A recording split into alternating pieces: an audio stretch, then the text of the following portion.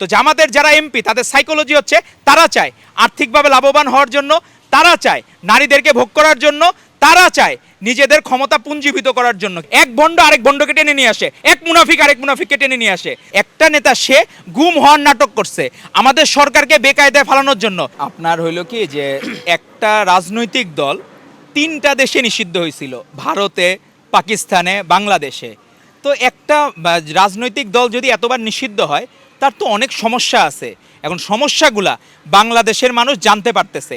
এখন আসে না অনেক সময় তারা কি হইতো যে আমাদের সাথে যখন এলাই ছিল তখন আসে না যে সঙ্গদোষে লোহাও বাসে। এখন আমাদের সাথে তখন যখন ছিল তারা ভালো ছিল, এখন যখন তারা হইলো কি ওপেন হয়ে গেছে, এখন ধরেন প্রধান বিরোধী দল হয়েছে, তখন হইলো অল্প পানির মাছ যখন বেশি পানিতে যায় তখন নিজেও ধরাকে সরাজ্ঞান করে। তাদের মনের মধ্যে তারা এক সময় গুপ্ত ছিল, তারা নিষিদ্ধ আওয়ামী লীগের মধ্যে ছিল, তারা ছাত্রলীগের মধ্যে ছিল। এই যে আপনারা যে বলেন যে এখানে বাকিরা শিবিরের নেতারা, একটা নেতা সে গুম হওয়ার নাটক করছে আমাদের সরকারকে বেকায়দায় ফালানোর জন্য। একজন মানুষও বলতে পারবে না যে এই সময় শুধুমাত্র বিরোধী মত হওয়ার কারণে সে হোস্টেলে সিটের বাইরে আছে বলতে পারবে না, সে কোনোভাবে অন্যায় জুলুম নির্যাতন শিকার বলতে পারবে না। সেই জায়গায় তারা যখন বিরোধী দল হয়ে হঠাৎ করে অল্প পানির মাছ বড় পানিতে নেমে গেছে, সে খেয়েই হারায় ফেলছে। সে মনে করছে একবার যেহেতু ক্ষমতা পাইছি আমার আর্থিকভাবে লাভবান হইতে হবে।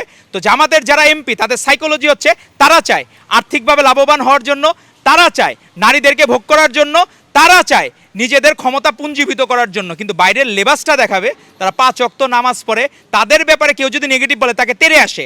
আপনি দেখবেন যে 23শে জুন যেদিন ওই যে ধানমন্ডি 32 নম্বরের সামনে জামাতকে প্রশ্ন করার কারণে সাংবাদিক বন্ধুদের দিকে তেড়ে আসছে তারা। তো তারা যখন ক্ষমতার একটু কাছাকাছি যায়, ক্ষমতার সুযোগ পায়, আর তার তো স্বপ্নে জেনেই গেছিল তারা পার্লামেন্টে চলে যাচ্ছে, তারা সরকার গঠন করতেছে, বাংলাদেশের প্রধানমন্ত্রী হচ্ছেন ডাক্তার শফিক সাহেব, এরকম তারা স্বপ্নে দেখা ফেলছিল। তো স্বপ্নে দেখা, এখন যারা স্বপ্নে এরকম দেখে তারা মনে করে এখন হুরপরি আর তারা জান্নাতের অপেক্ষায় থাকতেছে না, তারা জান্নাতি তারা পৃথিবীতে নামায় আনার চেষ্টা করতেছে, তারা ভবিষ্যতের কথা। আর তারা নিজেরা সত্যিকারে যদি ইসলাম বিশ্বাস করতো, তারা যে কাজগুলা করে তারা অবশ্যই সাতক্ষীরা মানুষজনের ব্যাপারে আমরা দেখলাম একজন ওই যে উদ্ভট এমপি আছে টেবিলের উপর দাঁড়ায় যায়, তা রাশ্মিকা মান্দানা অনেক নায়িকাদের কথা বলে এরকম, হ্যাঁ কুষ্টিয়ার এক এমপি। তারপরে এই তারা দেখলাম যে আরো অনেকে বলতেছে যে তারা সাতক্ষীরার লোকজন সবার আগে বেহেস্তে যাবে। তো বেহেস্তে যাবে না জাহান্নামে যাবে এটা তো আল্লাহ তাআলা ছাড়া কেউ ডিসাইড করতে পারবে না। তো তাদেরকে এরকম ভণ্ড যারা বিভিন্ন জায়গায় বয়ান দেয়, তো এরকম ভণ্ডদের আসলে থেকে আল্লাহ তাআলা আমাদেরকে হেফাজত করুক। আমরা শুধু এতটুকুই বলতে পারি যে তারা যে হঠাৎ করে এরকম হঠাৎ করে তারা হলে বেফাস হয়ে গেছে এবং তারা নিজেদেরকে মনে করতেছে তারাই সর্বেসর্বা। একজন বোন সে চাকরির জন্য যাইতেই পারে, তাই বলে তাকে এরকম মিসইউজ করতে হবে এবং এরকম চারিত্রিক স্খলন।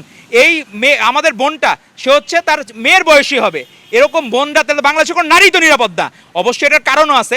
জামায়াতের আমির তার এক্স অ্যাকাউন্ট যখন হ্যাক হইলো তখন সে ওই অ্যাকাউন্টে লেখা ছিল, যে এক্স অ্যাকাউন্টের পোস্টে লেখা ছিল যে যারা কর্মজীবী নারী তাদেরকে বেশ্যাবাপতিতার সাথে তুলনা করছে। এখন সেই বেশ্যাবাপতিতার সাথে যারা তুলনা করতে পারে, সেই এক্স অ্যাকাউন্ট যে হ্যাক হইলো সে আজ পর্যন্ত তার মোবাইলটা ফরেন্সিকের জন্য দেয় নাই। তো যদি ফরেন্সিক পরীক্ষার জন্য দিত তাহলে বোঝা যেত যে আসলেই কি ঘটছিল, আসলেই দুর্ঘটনা না আসলেই জামাতের আমির সেটা মনে প্রাণে বিশ্বাস করে যে আসলেই কর্মজীবী নারীরা বেশ্যা। তার তো প্রমাণ পাওয়া যাচ্ছে, যারা কর্মজীবী নারী হইতে চায় তাদেরকে এরা ধর্ষণ করে, ব্যভিচার করে। এটাই তো জামাতের এখন আদর্শের মূলনীতি হয়ে গেছে সেটা। তো আপনি যে বলেন তাদের স্ক্রিনিং, কি স্ক্রিনিং করে? তারা ভণ্ডামির স্ক্রিনিং করে, মুনাফিকের স্ক্রিনিং করে। তারা যে বললেন যে সর্বোচ্চ টপ লেভেলে যাওয়ার জন্য, তারা দেখে তাদের শীর্ষ নেতার পরবর্তী লেয়ারে যারা আছে তারা পরবর্তীতে এক ভণ্ড আরেক ভণ্ডকে টেনে নিয়ে আসে, এক মুনাফিক আরেক মুনাফিককে টেনে নিয়ে আসে। তো তাদেরকেই আপনি জিজ্ঞেস করবেন যে আপনারা কি এটাকে প্রশ্রয় দেন কিনা এবং আপনারা এই এমপির বিচারের দাবিতে আপনারা রাজপথে নামেন কিনা, সেটা দেখার অপেক্ষায় বাংলাদেশের মানুষ অপেক্ষা করতেছে। ধন্যবাদ আপনাদেরকে। দেশে দেশে সবার সাথে দ্য নিউজ।